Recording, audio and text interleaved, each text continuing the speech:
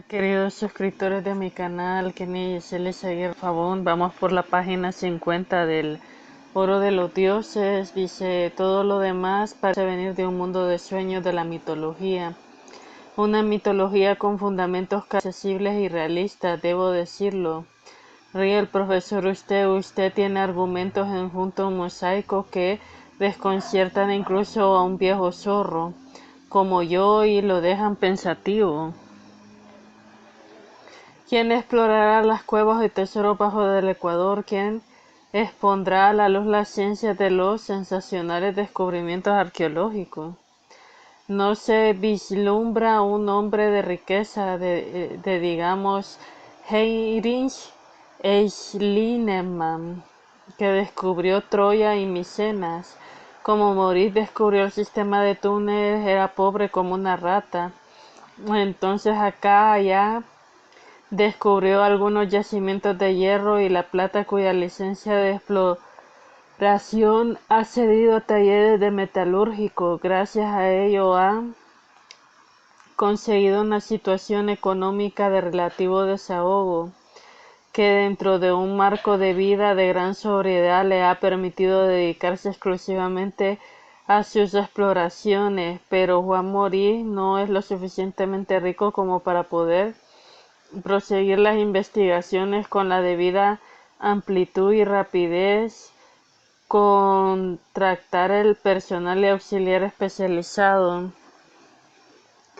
Él sabe inmediatamente podría contar con la ayuda de especuladores y aventureros. Como el oeste americano, le bastaría con mostrarle solo parte de seductores tesoros de las cuevas, pero no desea esta clase de colaboración. Degeneraría el saqueo y no sería de utilidad para la humanidad. Esta es la razón por que es difícil organizar una expedición desinteresada con una finalidad puramente científica, ya que en 1968 tuvo Maurice algunos invitados. Utilizó acompañar un grupo de algunos hombres armados.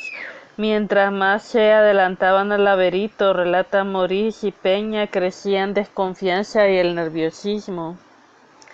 Relata creía hasta que al final del grupo empezó a sentir miedo a los guardias, a quienes estaban siendo presa de una fiebre del oro.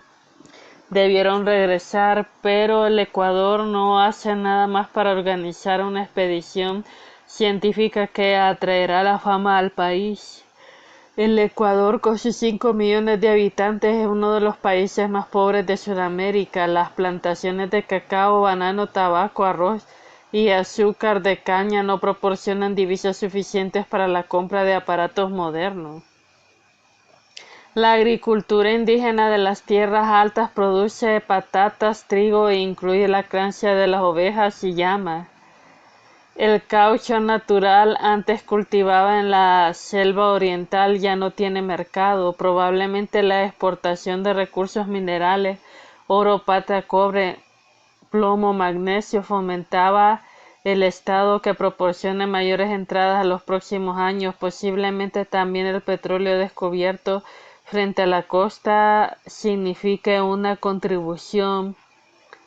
Sin embargo, cualquier eventual aumento de ingresos será empleado principalmente para aliviar la miseria de las masas, aún no sensibilidad para tareas de otra índole.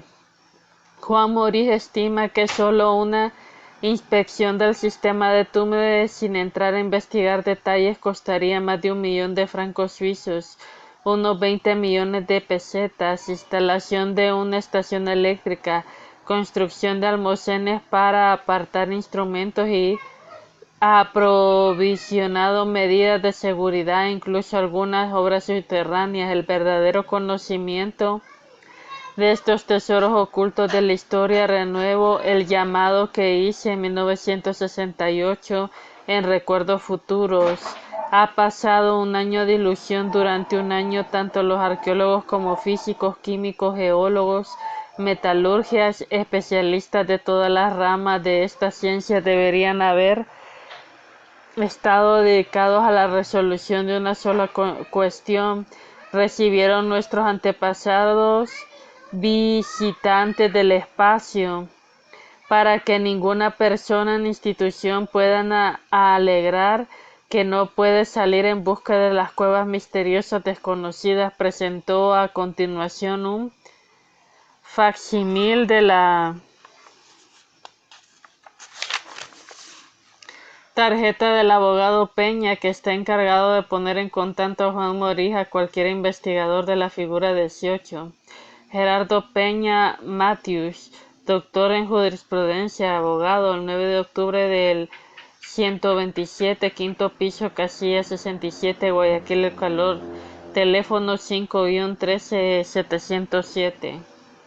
La figura 18, el abogado Peña, está encargado de poner en contacto a Juan Morís con cualquier investigador serio interesado en nuevos descubrimientos de los túneles del Ecuador. Deben ser explorados. Para todos aquellos que me escriben y me piden que yo organice una expedición a las cuevas, yo informe de las más detalladas acerca de instalaciones subterráneas. Debo aclarar que yo no fui miembro de la expedición de Morís en 1969, ni me hallé junto a la entrada principal de alguna de las instalaciones subterráneas. Morís me llevó únicamente a la entrada secundaria. Al total solo tuve 6 horas en el interior de los túneles. Este breve espacio de tiempo nunca fue suficiente para efectuar un estudio detallado de los objetos. Tampoco bastan 6 horas en comprobar el sistema de túneles se extienden a lo largo de miles de kilómetros. Todo están indicando de Juan Morís, el mismo de su abogado, afirman los objetos metálicos sonoros. Por consiguiente, no es asimismo a él quienes deben consultar los detalles más concretos. Una expedición propia tampoco puede mostrarse ya a Juan Morís. Reclama para sí desde el acta notarial los derechos sobre los tesoros albergados en los túneles. Desde diversas fuentes me han informado igualmente que Morís no es el descubridor original de esos tesoros. Es posible que, pero yo me he pedido a mis derechos de descubrimiento, ni estos me corresponden en modo alguno. Ya dirimirán los descubridores sus derechos entre ellos, no muy lejos. Los Andes de Perú, el capitán español Francisco Pizarro de 1478-1541 descubrió sobre la montaña inca de Uxcarán a 6.768 metros sobre el nivel del mar las entradas, las cuevas cerradas con losas de roca. Los españoles pensaron que se trataba de un depósito de provisiones. Recién en 1971 los exploradores se acordaron de estas grutas incas. La revista Bilderwissenschaft informó sobre la expedición equipada con toda clase de medios técnicos, tornos de clave eléctrico, reflectores, balones de oxígeno, etc. Aquí partió la localidad peruana de Otusco. A 62 metros bajo tierra hicieron los científicos un extraordinario descubrimiento. Al final de las cuevas, varios pisos encontraron súbitamente ante los metros bajo tierra. Hicieron los científicos de Otusco. Cuevas de un extraordinario descubrimiento. Al final de las cuevas, varios pisos se encontraron súbitamente ante los metros de alto por 5 de ancho y 2,5 metros de espesor. A pesar del enorme peso, pudieron entre 4 hombres hacer girar las compuertas. Descansan sobre sistemas de rodeamientos con bolas de piedra. Bilderwissenschaft informa: detrás de las 6 puertas parten grandes túneles que harían palidecer de envidia a nuestros modernos ingenieros civiles. Estos túneles conducen con un declive de unos 14%, algunos trechos hacia la costa. El la trayectoria oblicua. El suelo está cubierto con baldosas garneadas y acanaladuras travesales que impiden el patinazo. Si hoy en día una abertura internarse por la vía del transporte a 90 a 105 kilómetros para llegar finalmente al nivel de 25 metros bajo el nivel del mar, ¿cuáles no serían las dificultades entonces del siglo XIV o XV para transportar las mercaderías a fin de ponerlas fuera del alcance de Pizarro?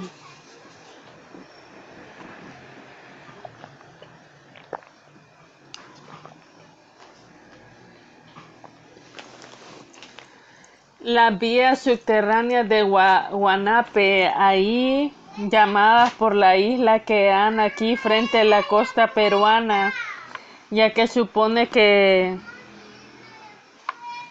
debajo del mar se asombra en el océano desde muchísimas subidas y bajadas.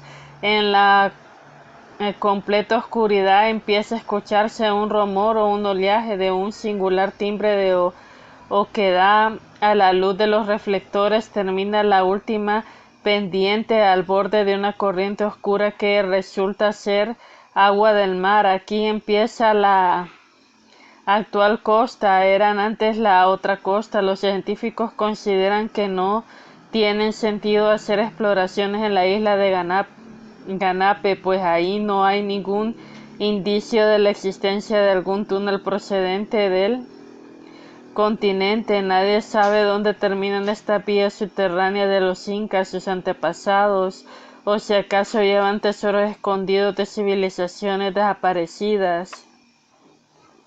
Ya Francisco Pizarro y su codiciosa escolta habían husmeado la existencia de tesoros escondidos, secretos de los incas. En 1532 el hígado del capitán prometió al soberano de los incas, Atahualpa, la vida en la libertad, la condición que hiciese llenar a otro de los 2/3 partes de una sala de 7 por 5 por 3 metros. Atahualpa confió en las palabras de enviado por la majestad Juana la Loca, 1479-1555.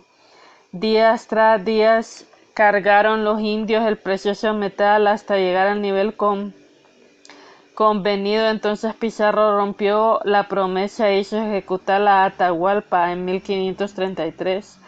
El mismo año el capitán general elevó la dignidad del rey, títere del Inca Manco Cápac. También fue asesinado por los conquistadores en 1544.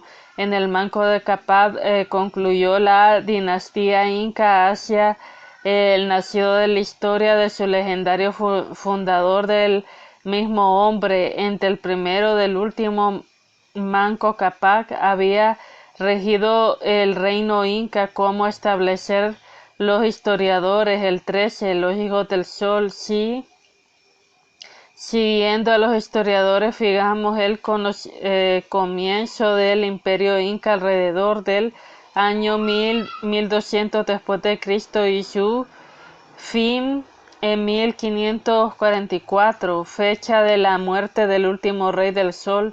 Entonces resulta que este poderoso imperio, que abarcó desde Chile hasta el Ecuador, desde Valparaíso hasta Quito, a lo largo de la cordillera andina, habría tenido que ser construido en breve lapso de 350 años. Durante este periodo tendría que haber experimentado el primer imperio precolombino de Sudamérica una transformación radical.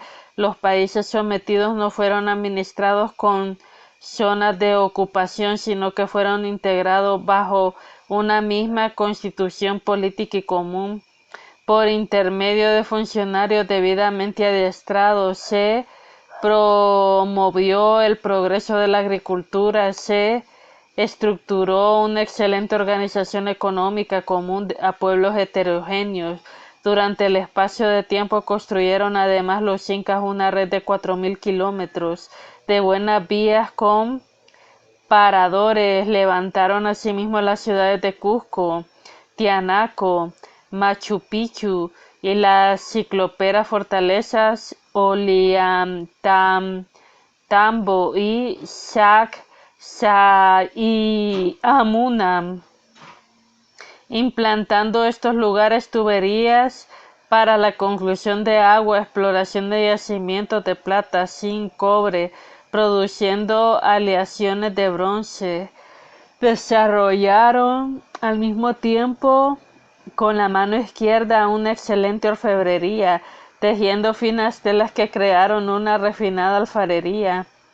Y no hablemos nada de la elevada cultura que informó estas otras manifestaciones de dicho pueblo durante estos escasos 350 años. Cada indio de esta época debió haber sido un genio en el alto grado y de ser dotado de fabulosa energía. Pero si además de todo esto fueron capaces de batir, despedazar, perforar y cincelar las rocas para construir los túneles que hay bajo del suelo del Ecuador y Perú, entonces este imperio fue más descomunal y potencia mundial desde el punto de vista técnico, cultural, artístico y de todas las épocas. No reconstruir así la historia es pegar ladrillos con engrudo. Cualquier consideración es suficiente para echar abajo el edificio. Sostengo. El sistema de túneles existía ya miles de años antes de la formación del reino inca. ¿Cómo y con qué medios habían podido construir cientos de kilómetros de túneles de gran profundidad bajo tierra? Nuestros ingenieros, con todos los adelantos de la técnica moderna, llevan más de 50 años estudiando el proyecto de una autopsia bajo el Canal de la Mancha, y aún no está claro cómo debería ejecutarse la obra, que resulta humilde comparada a la que nos ocupa. Sostengo, las clases dirigentes de los incas conocían el primitivo sistema de túneles. Después del asesinato de Atahualpa, en los últimos marcos de Capac se ordenó a reconocer los tesoros diseminados de todos los templos del sol del reino, a fin ponerlos a salvo de las cuevas disponibles por el conocidas. Sostengo que los tesoros de las cuevas subterráneas de Perú y Ecuador proceden a una época muy anterior a la formación del reino inca y su cultura, alrededor de 1570.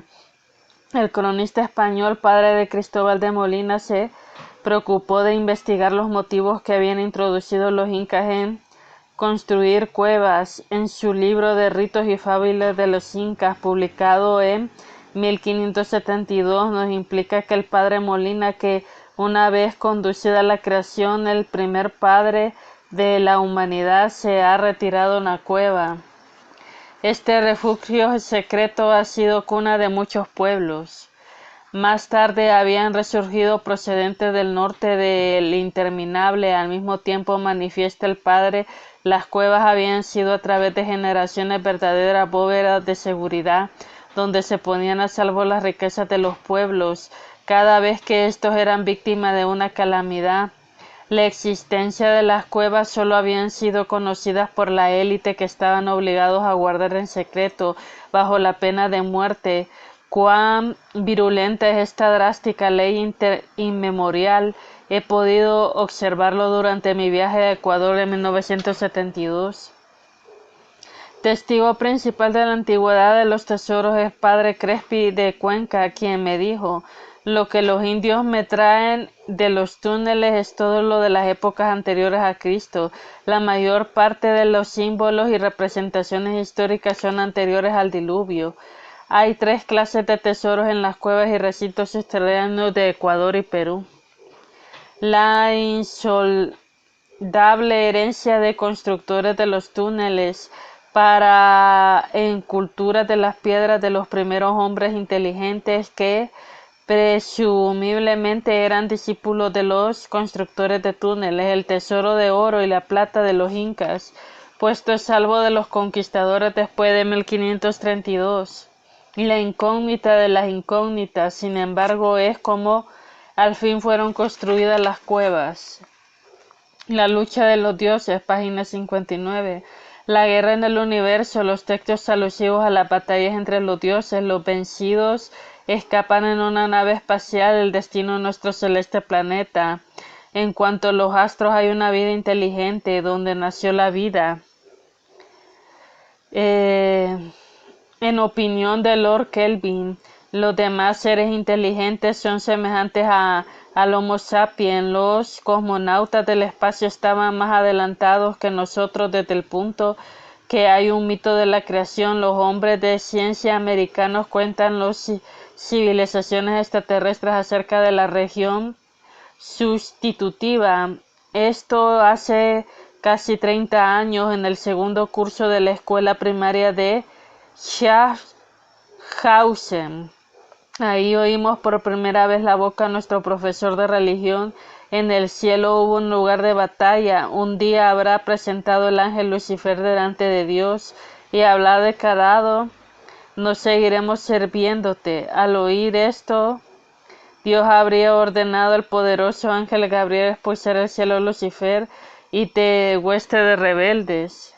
Ahora sé que el Antiguo Testamento no aparece Lucifer en ninguna parte. Naturalmente es posible que, puesto en la lejanía de la figura de Moisés, a la cual están subordinados autores del Antiguo Testamento, debe haber aparecido alrededor del año 1225 a.C. El nombre de Lucifer proviene del latín, idioma que no aparece antes del año 240 a.C. Lux fare. Lucifer significa el que trae la luz, el que porta la luz. Resulta divertido en el catecismo católico se presente al infame Lucifer como el portador de la luz. Por el Antiguo Testamento ciertamente habrá una batalla en el cielo. El profeta judío Isaías 740-701 a.C. leemos las descripciones y profecías de los capítulos del 1 al 20-25 en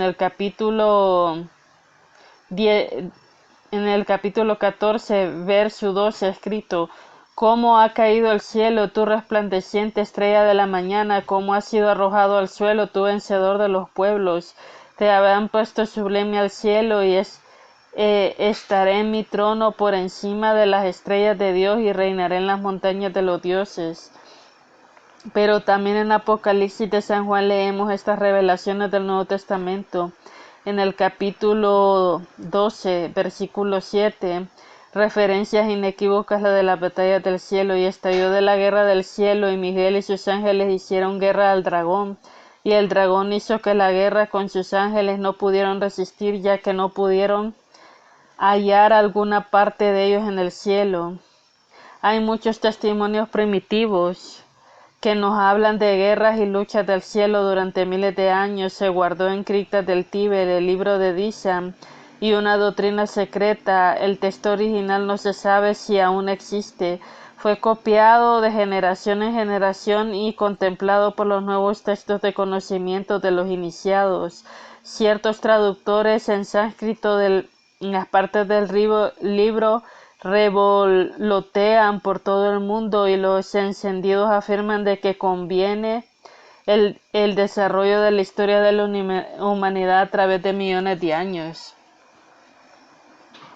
La sexta estrofa del libro de Disham dice: en el cuarto mundo se ordena a los hijos hacer fieles retratos, una tercera parte rehúsa, las otras dos obedecen, se renuncian a la maldición. Las reunidas más antiguas comenzaron a gritar: la nueva materna lo lleva todo. Se libraron batallas entre los creadores y destructores y batallas en el espacio. Apareció el germen y continuó apareciendo. Saca tus cuentas, Lano. Si quieres saber la verdadera edad de tu rueda. En el libro de los muertos de los egipcios, aquella colección de textos relativos a la vida de ultratumba que solían colocar en el sarcófago de los difuntos Ra, El poderoso Dios del Sol lucha contra los hijos rebeldes en el espacio de Ra. Nunca ha salido el huevo del mundo durante la contienda. El poeta romano Ovidio, el 43 a.C. y -17 después de Cristo, conocido por Ars Amandi, escribió una colección de epopeyas mitológicas, Metamorfosis. En esta nos habla del poeta de Paeton, el resplandeciente, quien obtuvo una vez de su padre, el dios Sol Helios, el permiso de conducir el carro del sol.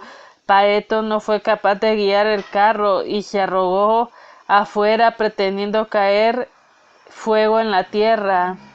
En la mitología griega juega un papel importante los 12 hijos de Urano, personificación del cielo, y Ga, personificación de la tierra. Eran jóvenes revoltosos en 12 titanes, y sus colosales fuerzas se sublimaron contra toda ley universal, protestaron contra Zeus, el rey de los dioses, y atacaron el Olimpo, residencia de los habitantes griegos, y alrededor del año 1700 el poeta, conocido en su teología, trata de una genealogía de los dioses, la formación del mundo. Habla del titán Prometeo, quien después de una violenta discusión con Zeus trajo al hombre el fuego del cielo. Y el mismo Zeus, después de la cruenta lucha, debió combatir por el poder de su hermano Poseidón y Hades. Su nombre significa Dios de la luz. Homero, 800 a.C., lo describe como prepotente que amontona las nubes,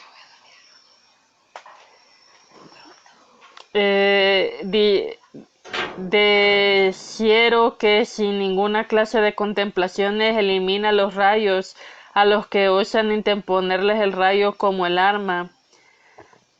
Aparecen también las leyendas de Maori de la Oceanía. Hablan de una rebelión que había estado en el cielo después de que Ate estableció la orden en el mundo de las estrellas. La leyenda incluyó el nombre de los rebeldes, no estaban dispuestos a seguir a Tane.